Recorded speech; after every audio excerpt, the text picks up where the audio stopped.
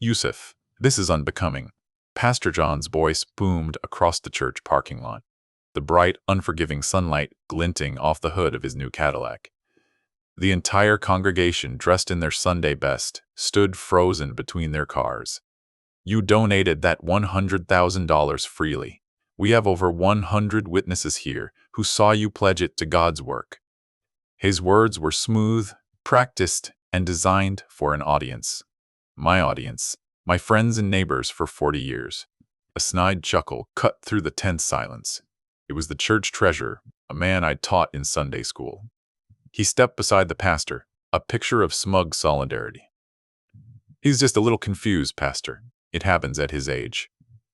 The scattered laughter that followed was like acid, dissolving decades of shared potlucks and prayers. The situation looked utterly final.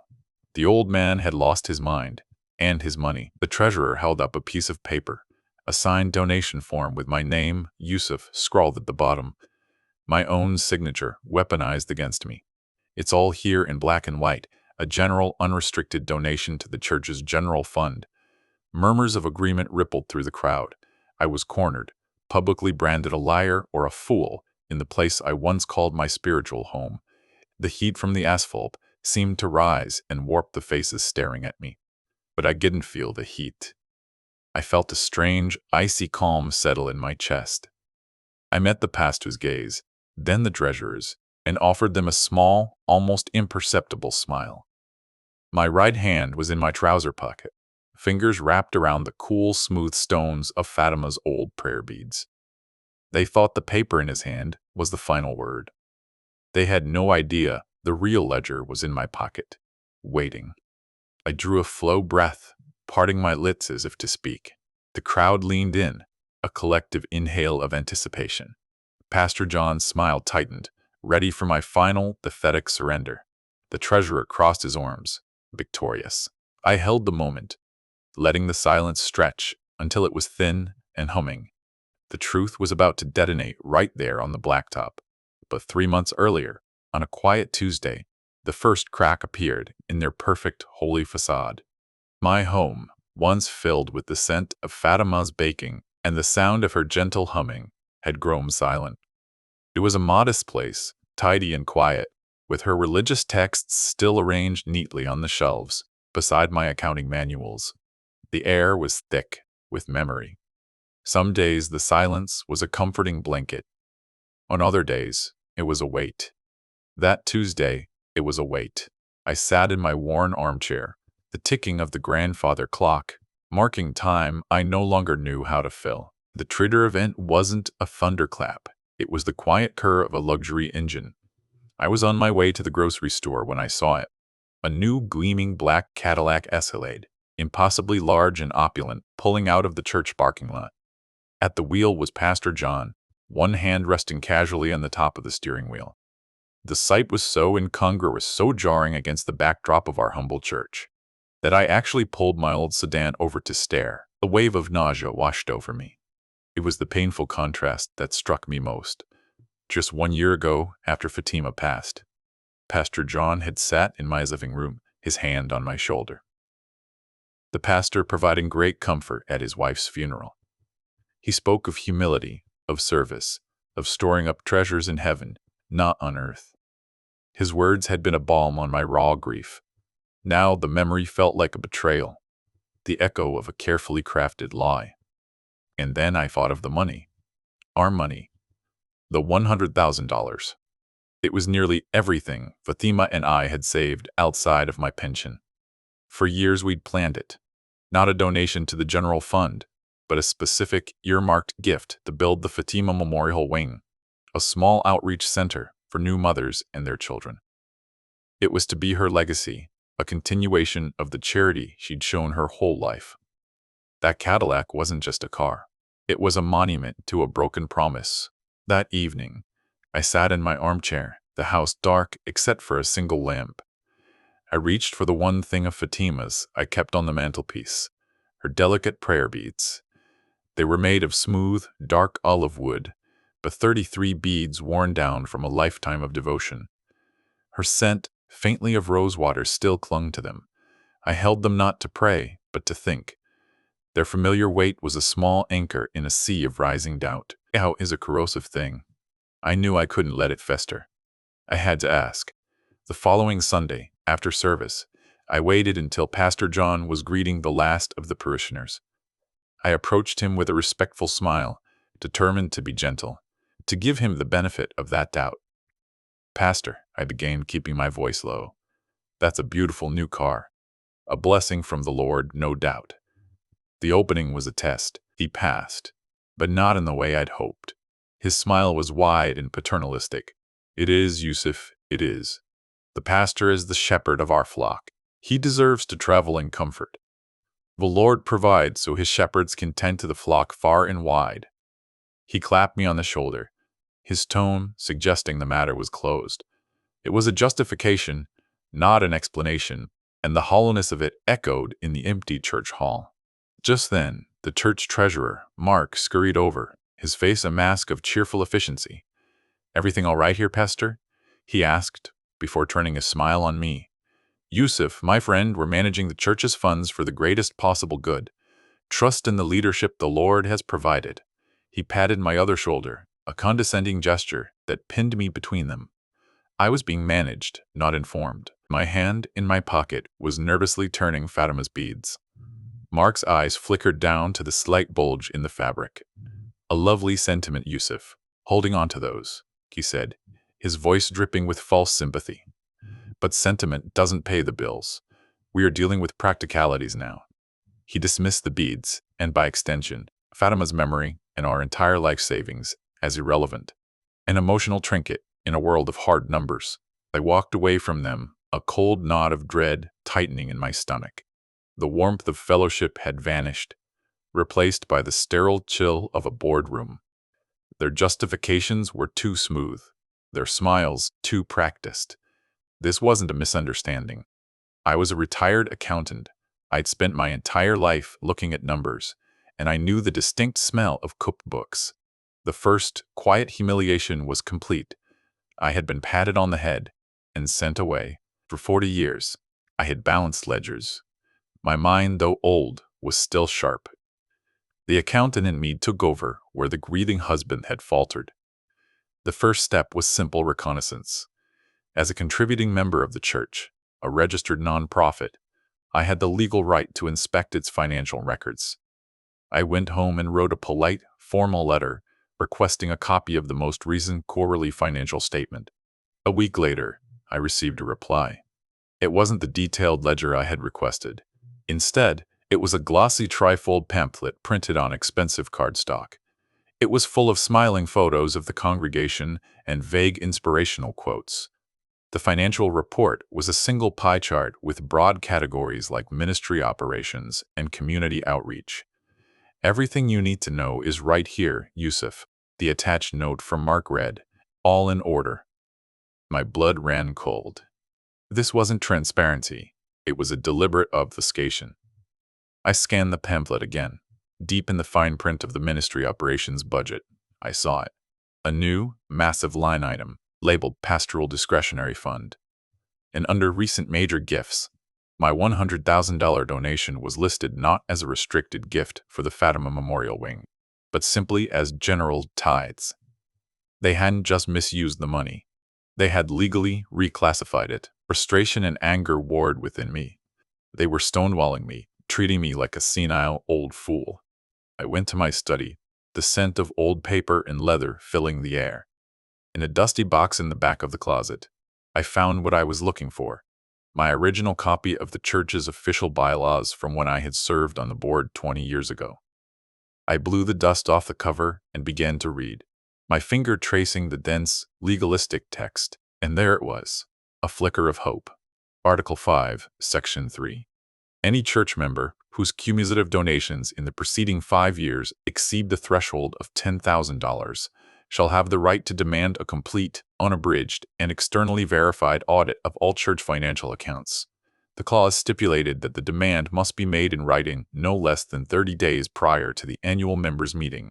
The meeting was in 6 weeks. A surge of adrenaline, cold and pure, shot through me. This was the tool I needed. It wasn't a polite request. It was a demand backed by their own governing document. I spent the next 2 hours drafting a formal letter, citing Article 5, Section 3, verbatim. I listed my donation history and formally demanded a full external audit. The next morning, I drove to the post office and sent it via certified mail. Return receipt requested. The game had changed. The response was not a letter, but a wall of ice. The following Sunday, the air in the church was different. People who had greeted me warmly for years now offered tight, thin smiles and averted their eyes. Whispers followed me down the aisle. I learned later that Pastor John had called an emergency, closed-door deacons meeting the night my letter arrived. They were circling the wagons, and I was on the outside. Pastor John took the pulpit, his face a mask of solemn piety. He didn't use my name. He didn't have to. The sermon was on the evils of sowing discord among the brethren and the arrogance of questioning God's anointed shepherds. He spoke of trust, of faith, and of the subtle ways the devil uses pride to divide a flock. Every word was a polished stone aimed directly at my head. The humiliation was absolute and public. After the sermon, Mark, the treasurer, stood up, clutching a microphone. In light of recent questions, I feel it's important for this body to reaffirm its trust, he announced. He called for a spontaneous vote of confidence in the church's leadership and financial stewardship. A forest of hands shot up. I sat alone in my pew, my hands resting in my lap, the only one abstaining. My face burned with a shame so profound it felt like a fever. As the congregation filed out, buzzing with righteous indignation, Mark caught my eye from the front of the sanctuary. He gave me a slow, triumphant smile. It was a look that said, "You lose, old man." In that moment, I understood. This wasn't just about a Cadillac or a misallocated donation. It was about absolute power and control. But they didn't know the whole story. They didn't know what Fatima used to do with her delicate prayer beads when she balanced the household accounts. Defeated, I retreated back to the silence of my home. The church, my lifelong sanctuary, was now a hostile place. The vote of confidence had been a masterful stroke of public relations, painting me as a bitter, solitary troublemaker. My formal demand for an audit, I was soon informed, had been reviewed and deemed without merit by the board in that same vote. I had found a potential solution, the bylaws, and they had brutally snatched it away, using the very congregation I sought to protect to do it. Days bled into a week. I felt the despair so heavy, it was physical, pressing down on my chest. I sat in my armchair, the house colder than usual, rereading their official rejection letter. It was a masterpiece of legal doublespeak, a dismissal wrapped in scripture. My wife's legacy was being erased, used to fund a lifestyle of luxury, and I was powerless to stop it. I had been outmaneuvered and publicly shamed. This was my lowest point. My gaze drifted to the mantelpiece, to Fatima's prayer beads resting in a small carved wooden bowl. A wave of profound loss washed over me. I remembered her sitting in this very room, her fingers moving rhythmically over the olive wood beads, her lips murmuring prayers. But I also remembered something else. Sometimes, after paying the bills, she would lay the beads out on the dining table, using them as a physical abacus, touching each bead as she double-checked my figures. "A prayer for our future, and a check on our past," she'd say with a wink. The memory sparked something, a flicker in the darkness. I picked up the beads. They were simple, humble. Each of the 33 beads was identical, except for one. Near the tassel, one bead was slightly different. It was smoother, darker, and when I rolled it between my thumb and forefinger, I felt a faint, almost imperceptible line etched into its surface. It was a tiny flaw I had never noticed before, but Fatima had. Driven by a sudden, inexplicable urge, I took the beads to my study. I sat at my desk, the same desk where I'd audited corporate accounts for 40 years, and placed them under my powerful magnifying lamp. The faint line on the dark bead resolved into something more. It wasn't a crack. It was a seam. My heart began to pound, a slow, heavy drumbeat in the quiet room. With the delicate tip of a letter opener, I carefully pried at the seam. The bead split perfectly in two, a tiny hollow wooden sphere, and inside, nestled in a minuscule scrap of cotton, was something that looked like a speck of dust. I carefully tipped the contents onto a clean sheet of white paper. It wasn't dust. It was a micro SD card, no bigger than my pinky nail. A cold shock went through me.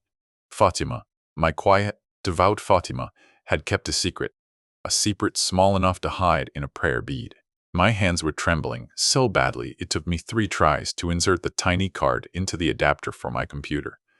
I slid it into the laptop's port, the machine whirring softly. A new drive appeared on my screen. I clicked on it. There was only one file, a password-protected spreadsheet. My mind raced. What password would Fatima use? I tried her birthday, our anniversary, my name, nothing. Then, a quiet memory. Her favorite passage, Fatima. I typed it in. The file opened. It was a ledger, a secret, meticulous ledger. Fatima, bless her accountant soul, had been the church's volunteer bookkeeper for over a decade before she fell ill. The spreadsheet contained years of donation records, scanned copies of checks, and detailed notes. And for every single major donation, including our own, she had made a specific notation, restricted building fund. There were copies of the original donation slips, all clearly marked, all signed by Pastor John himself, acknowledging the restriction. But there was more. The ledger detailed transfers, large, round sums moved from the building fund account to the pastoral discretionary fund. The dates corresponded with trips to Europe, expensive dinners I'd heard whispers of, and finally, a single, massive transfer dated just 2 months ago for $75,000 to a local luxury car dealership. She had documented everything. This wasn't just poor stewardship. This was methodical, long-term fraud. The ticking clock was the upcoming annual members' meeting, now just 2 weeks away. This was the deadline event where the budget would be approved, and their actions officially rubber-stamped by the congregation they had so skillfully misled. It was the perfect venue for them to cement their control. But for me, it was now the perfect stage. I copied the entire contents of the SD card onto a secure thumb drive. The time for requests was over. The time for demands had passed. It was time for execution. My plan vector was no longer the church bylaws, which they had proven they could manipulate. It was something far more direct. As a retired accountant, I knew the power of external authorities. The donations, made via check and credit card, had all been processed through financial institutions. The specific earmarking of those funds constituted a contract. A contract they had violated. I spent the next few days preparing my case, not for the church board, but for the bank. A crucial detail came to me as I was reviewing Fatima's notes. I was at the local library, cross-referencing something, when I overheard a conversation that made my blood freeze. It was the treasurer telling his wife they had to get creative with the books this quarter because of unexpected capital expenditures. He laughed. John's Cadillac wasn't cheap, but the Lord's work requires the best tools. The casual, arrogant cruelty of it, spoken aloud in a public library, sealed their fate in my mind. The legal twist was simple and brutal. The donations were specifically earmarked for the building fund, a restricted fund. Using them for the pastor's salary or vehicle is a violation of nonprofit law and constitutes misappropriation of funds. More importantly, from the bank's perspective, it constituted a fraudulent transaction. The services promised, the building of a memorial wing, were not rendered. Therefore, the transaction was invalid. I gathered my evidence. Fatima's meticulous spreadsheet, scanned copies of the original restricted donation slips, my own bank statements, and a printout of the church's glossy pamphlet that showed my donation listed under the wrong category. I compiled it all into a neat, professional file. I wasn't just a grieving old man anymore. I was Yusuf, the accountant, and this was my final audit. The day before I went to the bank, I found a small handwritten note from Fatima, tucked into the back of her Bible. Yusuf, my love, it read, men may build temples of stone, but our legacy is built on truth. Never let anyone steal our truth. It was as if she was speaking to me from across the veil, giving me the strength for what I was about to do. Her quiet compass, guiding me one last time. My next step was to initiate the plan with cold, calculated precision. I made an appointment not with a teller, but with the regional fraud investigator at my bank, a man named Mr. Harrison. I didn't come in crying or angry. I came in as a professional, presenting a case. I laid out my file on his polished desk, the documents arranged in chronological order. I spoke calmly, pointing to account numbers, dates, and discrepancies. Mr. Harrison, a stern man with sharp eyes, listened without interruption. He examined Fatima's ledger, the scanned checks with "for building fund only" written in the memo line, and Pastor John's signature acknowledging them. He compared them to the church's pamphlet and my bank statements. The silence in his office was absolute, broken only by the crisp rustle of paper. He spent a full 10 minutes reviewing the evidence. Finally, he looked up at me, his expression unreadable. "Mr. Yusuf," he said, his voice low and serious, "you have compiled a remarkably thorough file. The evidence of funds misappropriation is compelling." He leaned back in his chair.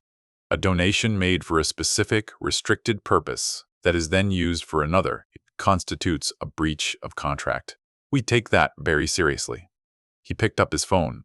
"Let me make a call." With the annual members' meeting just a week away, I knew Pastor John and Mark were feeling secure, even arrogant. They believed they had weathered the storm. I needed to ensure they were completely oblivious to the tidal wave that was coming. I decided to attend the Wednesday night prayer meeting for the first time since my public shaming. I had to look defeated, to lull them into a false sense of total victory. I sat in the back pew, my shoulders slumped, my expression somber. I made eye contact with no one. During the closing prayer, Pastor John looked directly at me. "And we pray for those whose hearts are troubled by bitterness," he intoned, his voice dripping with sanctimonious pity. "We ask the Lord to heal the divisions sown by pride and confusion." It was a performance for the crowd, another public jab to reinforce his narrative. I simply bowed my head. After the service, as people were leaving, Mark, the treasurer, approached me. This was the final insult, the one I had been counting on. He put a hand on my arm, his touch cloying and insincere. "Yusuf, I want you to know, there are no hard feelings. We've prayed for you. We understand you're not yourself. Since Fatima," he let the sentence hang in the air, a cruel insinuation that my grief was the source of my delusion. "We just want what's best for the church," he continued, his smile never reaching his eyes. "The budget is looking wonderful for next year. The members' meeting on Sunday will be a formality, a real celebration of the Lord's blessings." He patted my arm again, a gesture of final dismissal. "Your part is done, my friend. You can rest now." He had no idea how right he was. The trap was set. The trap was sprung. I just nodded slowly, looking at the floor. "Perhaps you are right, Mark," I said, my voice quiet and raspy. "Perhaps I am just a tired old man." I turned and walked away, feeling his smug gaze on my back the entire way to the door. He believed he had won, that the old accountant had finally been broken. He would sleep soundly for the next 3 nights, dreaming of approved budgets and growing discretionary funds. On Friday afternoon, I received a call from Mr. Harrison at the bank. "Mr. Yusuf," he said, his voice crisp and professional. "The investigation is complete. Our legal team concurs with your assessment. We have initiated a formal chargeback against the church's account for the full sum of $100,000, citing services not rendered and fraudulent misrepresentation. The funds will be returned to your account by Monday morning." He wasn't finished. "Furthermore, due to the evidence of systematic misappropriation of restricted funds, we have frozen all of the church's operational and discretionary accounts pending a full external audit. Our report has also been forwarded to the State Attorney General's office, as this falls under their jurisdiction for nonprofit governance." The line went quiet for a moment. "They will likely be in touch with Pastor John very soon." A slow, cold smile spread across my face. The stage was set for Sunday. Sunday morning arrived, bright and clear. I dressed in my best suit, the one I'd worn to Fatima's funeral.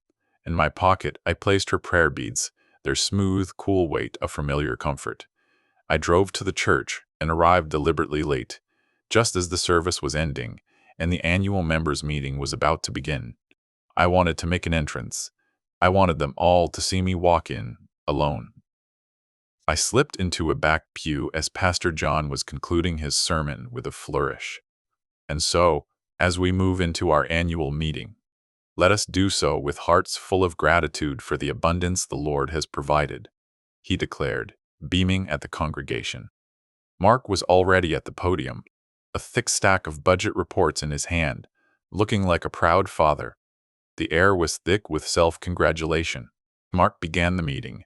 Brothers and sisters, it is my joyous duty to present this year's budget for approval.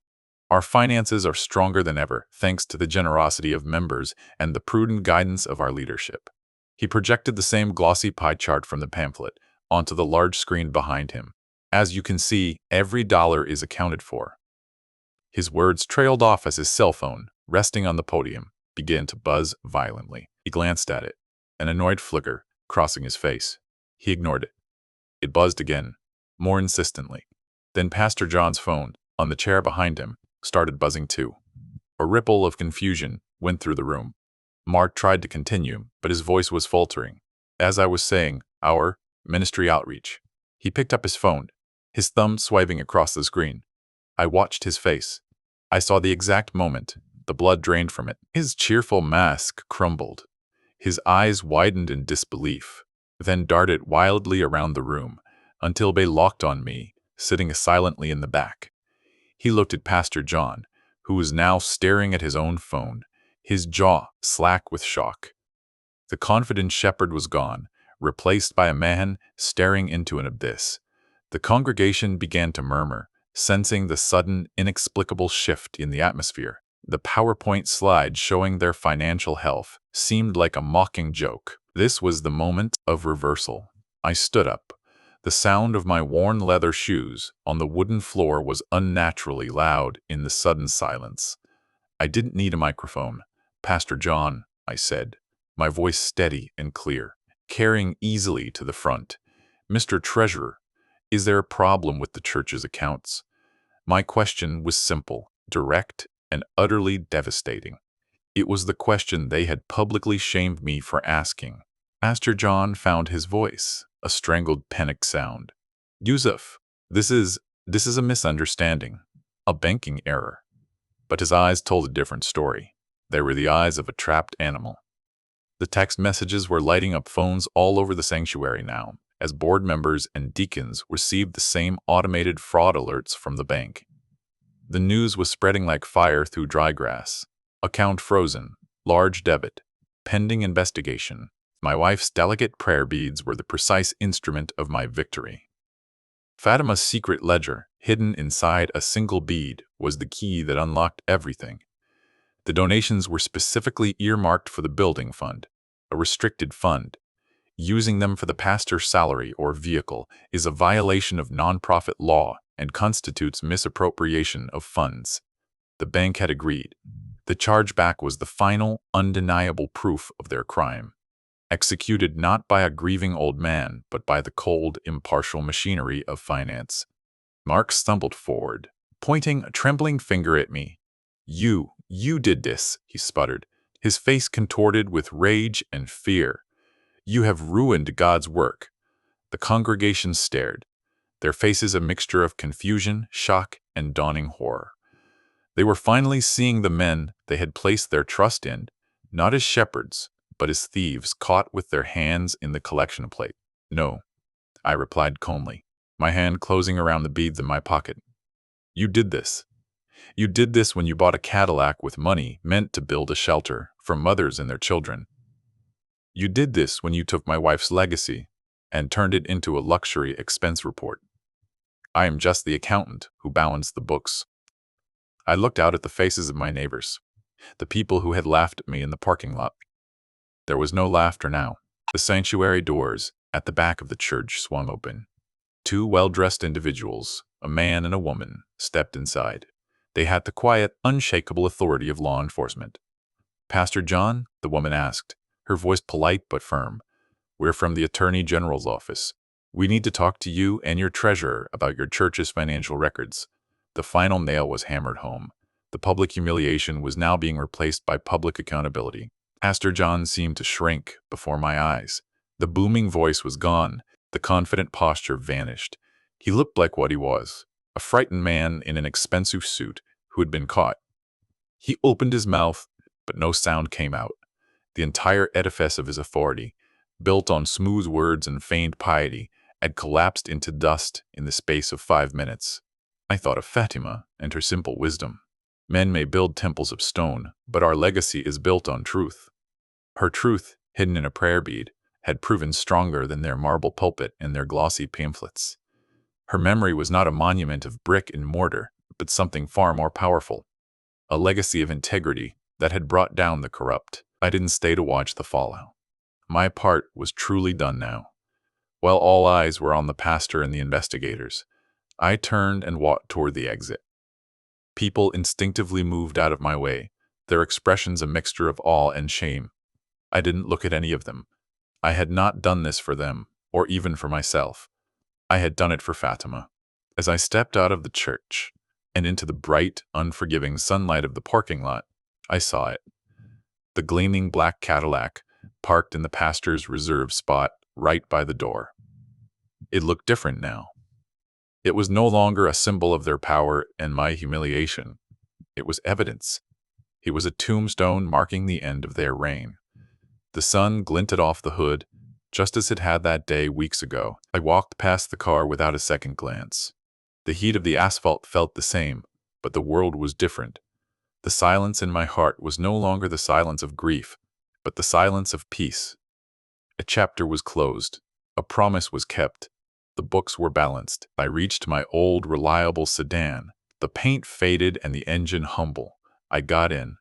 The worn fabric of the seat, a familiar comfort. I didn't look back at the church. I didn't need to. I can already hear the sirens in the distance, the faint, rising wail that signaled the beginning of their consequences and the end of my fight. My phone buzzed. It was a text alert from my bank. Transaction complete. Credit $100,000. Current balance $102,451.18. The numbers on the screen were stark and clean. They were honest. Fatima's legacy was safe. My promise to her was fulfilled. I pulled her prayer beads from my pocket one last time and placed them on the passenger seat beside me. Each bead seemed to catch a ray of sunlight, glowing with a soft, warm light. They were no longer a ledger of betrayal, but a symbol of devotion, of quiet strength, and of a truth that could never be erased. They had served their final purpose. I put the car in drive, the engine turning over with a familiar steady rumble. I pulled out of the parking lot and onto the main road, weaving the chaos and the whispers behind me. I didn't know where I was going, but for the first time in a long time, the road ahead felt open and clear. I pressed the accelerator and drove.